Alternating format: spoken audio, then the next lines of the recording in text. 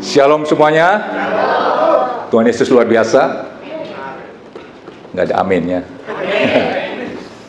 Saudara, satu hari saya dikunjungi oleh seseorang. Dia nggak nanya apa kabar ke toko ya. Nah, saat itu toko lagi sepi. Ya sumpok lah. Saudara tahu dia datang. Ini orang yang baru saya kenal, tapi kelihatannya anak Tuhan. Dia nggak tanya apa kabar, dia tanya, "Bro, Tuhan Yesus luar biasa." Jawab saya apa? Padahal saat itu hidup saya lagi biasa-biasa saja. Saya bilang luar biasa. Nah, ketika saya katakan Tuhan Yesus luar biasa, saudara harus katakan amin, ya. Oke. Ini adalah yang kedua kali saya melayani ya. Tapi waktu itu di nggak tahu lah gedung yang mana tuh, yang sore ya. Rasanya nggak perlulah saya memperkenalkan diri, kayaknya udah tahu ya. Oke. Saudara, apa yang saya mau sampaikan adalah begini. Tapi saudara jawab yang jujur ya. Karena saya itu mau menyampaikan firman Tuhan itu interaktif, asik ya. Siapa di sini yang malas berdoa atau kurang semangat untuk berdoa? Ada nggak? Oh, nggak ada lu ya. Semua semangat semua ya. Suatu hari saya ditanya oleh seseorang, "Pak Julius, saya bingung ada orang bisa berdoa sampai 1 jam. Saya berdoa 1-2 menit aja, udah kehabisan kata-kata dan kayaknya kurang semangat." Sudah tahu jawabannya apa? Ini ya. Jawabannya adalah begini. Nah, ini saya tanya, saudara jawab yang jujur. Saudara kalau jadikan doa itu kewajiban, maka 5 menit itu udah capek. Percaya nggak sama saya? Ya. Nah, sekarang saya mau nanya sama saudara. Sepertinya pertanyaan pertama itu saya tanya, saudara ada yang malas berdoa, saudara nggak ada yang angkat tangan ya. Saya yakin itu jawaban yang tidak jujur. Iya, gua angkat tangan tapi gua WL. Misalnya, masa WL nggak berdoa misal ya. Nah, sekarang saya tanya sama saudara, ada nggak orang yang berdoa 5 menit terasa capek dan melelahkan dan membosankan? Jawab yang jujur. Tuhan itu suka sama orang yang jujur. Ada? Ya udah nggak usah angkat tangan, katakan aja ada. Dia bisa ada 5 menit rasanya udah melelahkan dan tidak bisa menikmati doa itu. Itu dikarenakan doa itu dijadikan kewajiban. Harusnya saudara jadikan doa itu kebutuhan. Saya ambil ilustrasi begini, saudara bisa bayangkan. Makan itu kebutuhan atau kewajiban? Kebutuhan kan? Jadi, misal ya, pulang dari ibadah di tempat ini, kayaknya tadi ada restoran ya. Saudara jangan pulang ya. Saya undang saudara makan. Oh, mungkin terlalu dekat ya. Saya mau undang saudara makan di Kelapa Gading, restoran mewah. Nah, kalau saudara jadikan itu kewajiban, saudara pasti ngomel. Kenapa lu menggerutu? Itu Pak Julius nggak ada kerjaan tuh. Kenapa? Kita habis ibadah disuruh ke restoran A yang mewah. Ngapain? Suruh makan. Kalau saudara jadikan itu kewajiban, saudara pasti capek. Ngapain ke Kelapa Gading macet-macet? Makan. Kalau saudara jadikan makan itu makan itu kewajiban, ya itu seperti itu. Begitu juga dalam doa. Ya, saudara harus jadikan doa itu kebutuhan.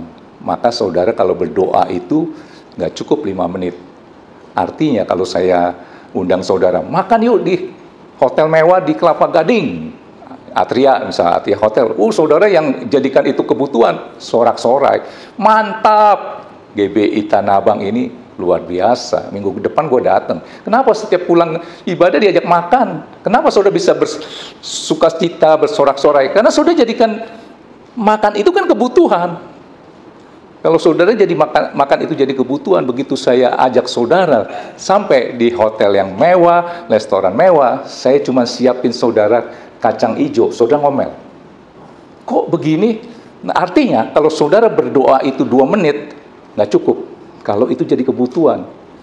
Kalau kewajiban, 1 menit aja kebanyakan. Betul nggak? Saudara bisa nangkep ini ya? Oke, firman apa yang saya mau sampaikan adalah supaya tambah semangat untuk berdoa. Saudara rindu nggak? Ketika saudara berdoa, Tuhan tersenyum. dan berkata, aku setuju nak dengan doamu dan aku mau. Mau punya doa seperti itu yang menggetarkan hati Tuhan, yang membuat Tuhan berkata, aku setuju nak dengan doamu dan aku mau. Coba pembukaan dikeluarkan dulu, Markus 1 ayat 40 sampai 41. Cepat, karena waktunya agak mepet ya. Tadi saya sudah dipesankan ya. Coba saudara baca Markus 1 ayat 40 sampai 41. Tema khotbah saya adalah supaya Tuhan mau. Markus 1 ayat 40. Seorang yang sakit kusta datang kepada Yesus dan sambil berlutut di hadapannya, ia memohon bantuannya, katanya, kalau engkau mau, engkau dapat mentahirkan aku. Ayat 41-nya, respon Tuhan. Maka tergeraklah hatinya oleh belas kasihan, lalu ia mengulurkan tangannya, menjamah orang itu dan berkata, kita mau ya, Tuhan bilang ini, aku mau jadilah engkau tahir. Ketika engkau berdoa meminta sesuatu, Tuhan bilang, aku mau jadilah apa maunya-mu. Saudara rindu nggak? Saudara kalau baca ayat ini, yang membuat hati Tuhan itu tergerak, apanya? Lihat dong di sini. Ayat 41. Saya mau katakan mujizat itu terdiri dari dua unsur. Pertama apa? Apa? Dijawab. Iman. Harus ada iman. Iman plus apa? Jadi mujizat. Saudara baca nggak nangkep ya? Lalu tergeraklah hatinya oleh belas kasihan. Mujizat terjadi oleh dua unsur, yaitu iman dan belas kasihan. Ada dua unsur ini, mujizat otomatis terjadi. Saudara mau mujizat? Nah, sekarang saya baru masuk khotbah yang sesungguhnya. Saudara keluarkan dulu perkataan yang saya ucapkan, saudara ikuti ya. Tema khotbah saya adalah supaya Tuhan mau. Ketika engkau berdoa, lalu tergeraklah hati Tuhan dan berkata, aku mau nak. Apa sih maunya-mu? Gitu ya. Kita mau tanpa Tuhan, kita tidak mampu. Tanamkan di dalam hati kita. Tuhan mau tanpa kita. Tuhan mampu tanpa kita. Tuhan tidak mau. Kata-kata ini diucapkan ya bersama-sama ya. 1, 2, 3. Kita mau tanpa Tuhan, kita tidak mampu. Tuhan mampu tanpa kita, Tuhan tidak mau. Pernyataan yang saya ucapkan itu adalah kerjasama antara saudara dengan Tuhan. Harusnya seperti itu, ya. Oke. Tema khotbah saya tadi apa? Supaya Tuhan mau.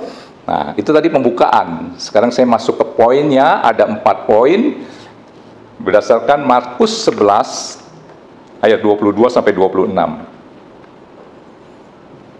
Keluar? Ya. Ya, perhatikan ya. Satu ayat saudara perhatikan. Satu ayat nanti ada makna khusus yang saudara harus tangkap, saudara bawa pulang, dan cara doamu itu berubah supaya hati Tuhan tergerak dan dia berkata, aku mau nak. Ya. Oke, Markus 11 ayat 22, perhatikan baik-baik. Yesus menjawab mereka, percayalah kepada Allah. Ayat 22. Ayat 23. Aku berkata kepadamu, sesungguhnya barang siapa berkata kepada gunung ini, beranjaklah dan tercampaklah ke dalam laut, asal tidak bimbang hatinya, tetapi percaya bahwa apa yang dikatakannya itu akan terjadi, maka hal itu akan terjadi baginya. Ayat 24. Tadi saya katakan, saudara perhatikan ayat per ayat.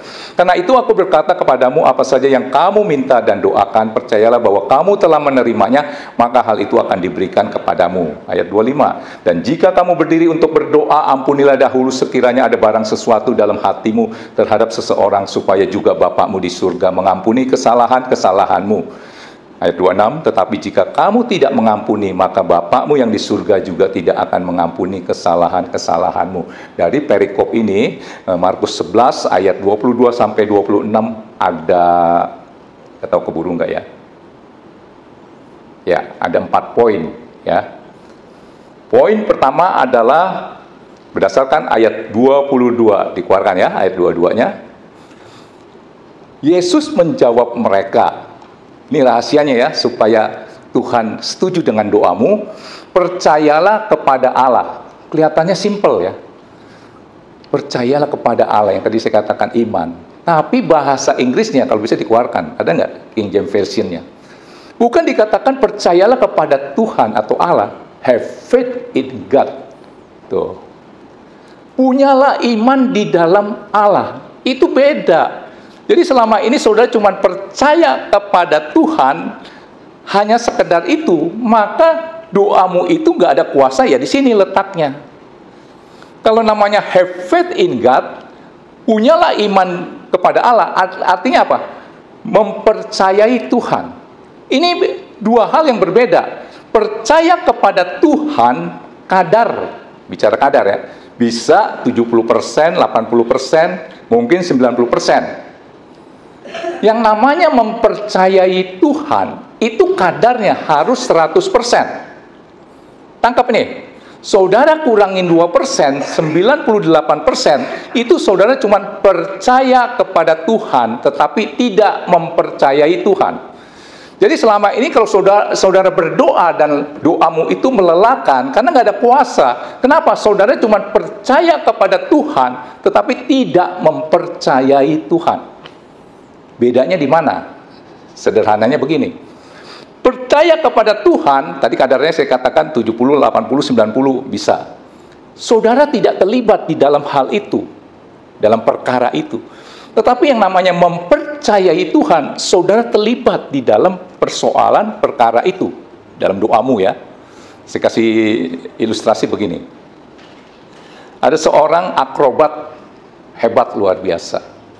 Dia mampu menyeberang sungai yang penuh dengan buaya yang kelaparan dengan seutas tali yang dari besi, tanpa pengaman. Akrobat terkenal ini. Jadi dia mau jalan dari sini ke sisi sini ke sisi sana, ini sungai penuh dengan buaya yang lapar. Nah, ketika dia mau menyeberang dengan seutas tali, si akrobat itu bertanya, saudara percaya kalau saya bisa menyeberang melewati sungai yang penuh dengan buaya lewat seutas tali? Pasti sebagian akan bilang percaya. Sebagian lagi karena belum lihat ya, apa bisa tanpa pengaman. Akhirnya si akrobat itu melakukan aksinya di jalan di seutas tali, akhirnya sampailah ke seberang, semua tepuk tangan. Nah, sekarang si akrobat itu bertanya kembali, saudara percaya sekarang saya bisa kembali ke tempat tadi, di atas seutas tali, di bawahnya penuh dengan buaya yang lapar? Saya yakin seluruh penonton berkata, percaya. Itu namanya percaya. Ya tadi saya katakan kadarnya bisa 70, 80, tapi dia nggak terlibat. Semua bilang percaya. Akrobat itu bertanya, oke, yang percaya tolong angkat tangan, ikut saya akan gendong kamu menyeberangi sungai dengan seutas tali, dan kita akan sampai di seberang dengan selamat. Ayo, siapa yang percaya? Tadi pada bilang percaya, nggak ada yang berani. Berarti dia cuman percaya si akrobat itu bisa nyebrang, tetapi tidak mempercayai si akrobat itu bawa si penonton. Saudara nangkep ini nggak? Kita sering seperti itu. Ayo dong, tadi katanya percaya, tepuk tangan lagi, kagum. Ada yang berani? Nggak ada yang berani. Akhirnya ada seorang anak kecil, ya nekat lah, tampil ke depan. Akhirnya anak kecil itu digendong, menyeberanglah si akrobat itu sambil menggendong anak kecil itu sampai di seberang selamat, tepuk tangan semuanya. Anak kecil itu ditanya, gila juga lu, berani amat. Kok berani? Ya kenapa saya harus takut? Itu bapak gua kok. Artinya, kalau saudara yang tadi saya katakan, saudara percaya, ada yang mau ikut? Kenapa? Saudara tidak mengenal pribadinya. Saudara cuma kenal kuasanya. Banyak orang yang tahu Tuhan itu penuh kuasa, tapi Tuhan mau nggak ya melakukan urusan saya? Ini, saudara nangkep ini? Ya, jadi mempercayai saudara harus terlibat di dalamnya. Kalau masih belum jelas, saya kasih ilustrasi lagi.